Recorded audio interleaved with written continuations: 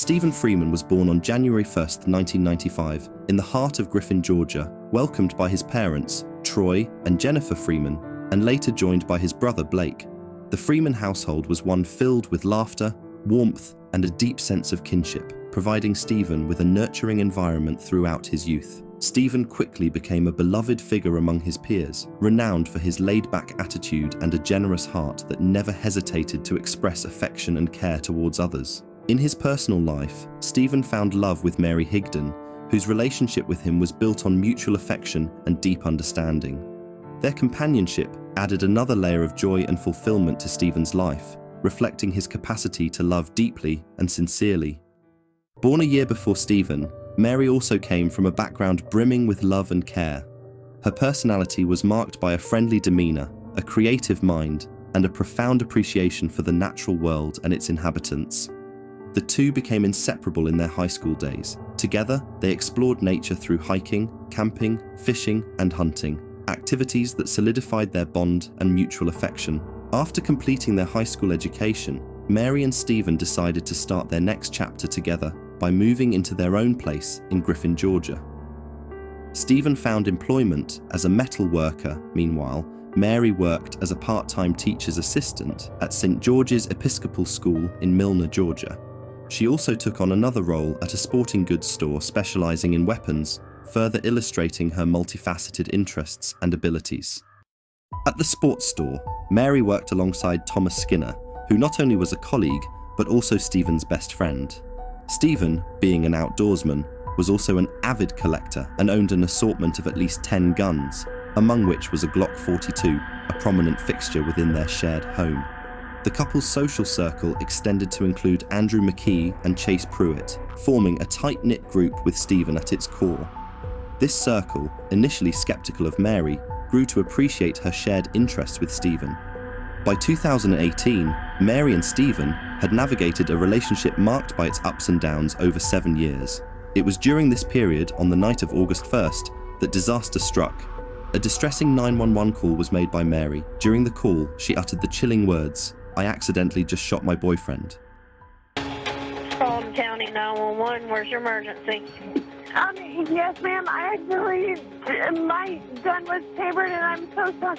I just shot my boyfriend in the neck. I'm so sorry. Please bring someone right now. Ma'am, they're on the way. Look at me, Stephen. Look at me. Look at me, Stephen.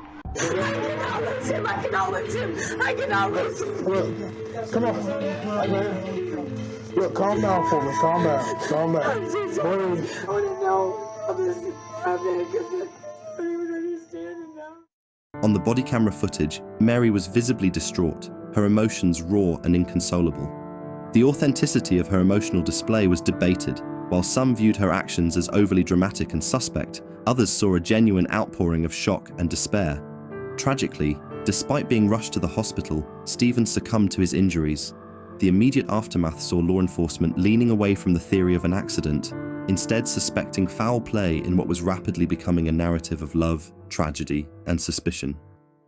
During Mary's initial questioning by law enforcement, she presented the incident as an accident, claiming the discharge was unexpected.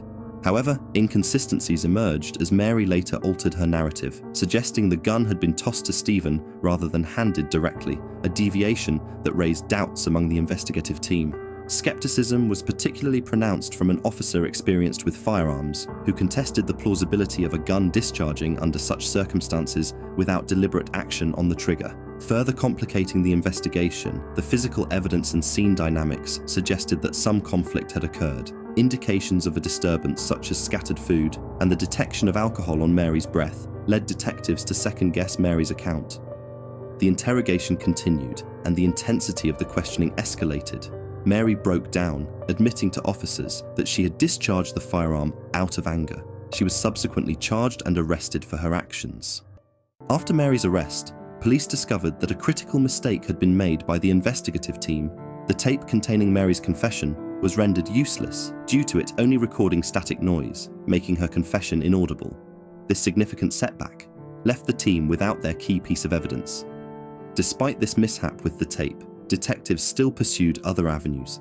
They uncovered that the firearm used in the incident had been loaded that night, contrary to Mary's claim of unawareness. Also, traces of cooking grease were found along the side of the gun, aligning with the fact that Mary had been preparing a greasy meal that evening, the remnants of which were scattered across the floor of their home. It was also revealed that law enforcement had been called to the couple's residence 5 times in the past year, with 2 incidents classified as domestic disputes. The scrutiny extended to Stephen's closest friends, who depicted the relationship between Stephen and Mary as extremely toxic. They described Mary as possessive, prone to jealousy, and both verbally abusive and mentally unstable. According to them, they suggested that Mary had instilled a deep-seated fear in Stephen, who refrained from reporting these incidents to the authorities out of love and a desire to protect Mary. It was clear that the dynamic between Mary and Stephen had reached a breaking point, and by July 2018, Stephen had made up his mind and had decided to leave the relationship and move on. In the midst of the couple's already fragile relationship, a fresh confrontation occurred, prompting Stephen to flee and seek refuge at a friend's house, where he expressed his desperation and confirmed his wish to end the relationship. In an attempt at reconciliation, Mary prepared a meal for him the following day. However, Stephen did not come home. His absence was a deviation from their usual cycle of conflict and reconciliation, and this deeply frustrated Mary. She panicked and sent a flurry of phone calls and messages to find out where her boyfriend was. She learned from Stephen's mother that he was with his friend Thomas, and so she showed up in person to confront Stephen. In her attempts to force a resolution, she demanded that Stephen return home so that they could resolve their differences in private. Stephen resigned himself to Mary's demands, a decision that tragically led to his shooting mere hours later. Investigators theorized that Stephen had decided to return home so he could finally end the relationship, but the confrontation had escalated, leading Mary to commit a tragic crime out of anger and passion. Despite being offered a plea deal that included the possibility of parole, Mary opted for a trial, pleading not guilty and claiming self-defense.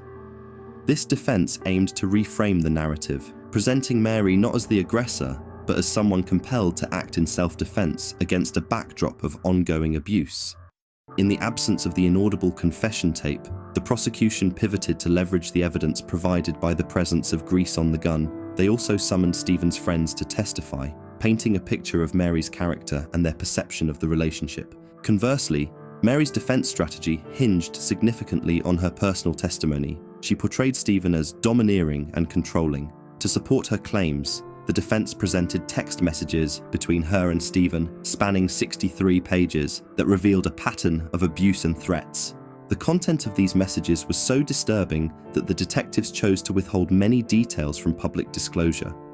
Among the disclosed messages was an incident where Stephen, while on a fishing trip, sent Mary a photograph of himself with a dead fish, accompanying the image with a derogatory message. Another message threatened retribution for alleged infidelity, and another one promised punishment for defiance. Mary's defense portrayed the shooting as a desperate act during a confrontation where she feared for her life. Forensic evidence, however, contradicted her account of Stephen's movements at the moment of the shooting, suggesting he had not been advancing towards her as claimed. The perspectives of Stephen's family and friends offered a different view of his character, countering Mary's portrayal with assertions of his non-violent nature and disputing the likelihood of the abusive behaviors she described. Regarding the text messages, the prosecution aimed to illustrate the mutual complexities of their relationship. They quoted a message from Stephen, expressing his fear over Mary's handling of a firearm, a point Mary's defense argued was misconstrued. In a stunning conclusion, Mary was acquitted of all charges, a verdict that sent shockwaves through all those connected to Stephen. The jury's decision reflected the uncertainties and complexities inherent in the case, highlighting the challenges in distinguishing the truths of their relationship and the motives behind the tragic outcome. Stephen's legacy, as remembered by those who knew him, contrasts sharply with the image painted in court. Celebrated for his spirit and resilience, Stephen's story remains a poignant reminder of the profound impact relationships can have on our lives. We invite you to leave your thoughts on this case in the comments below, but please remember to remain respectful to everyone involved and their families. If you found this video informative, consider subscribing so you can keep up with our weekly releases. Thank you for watching and take care.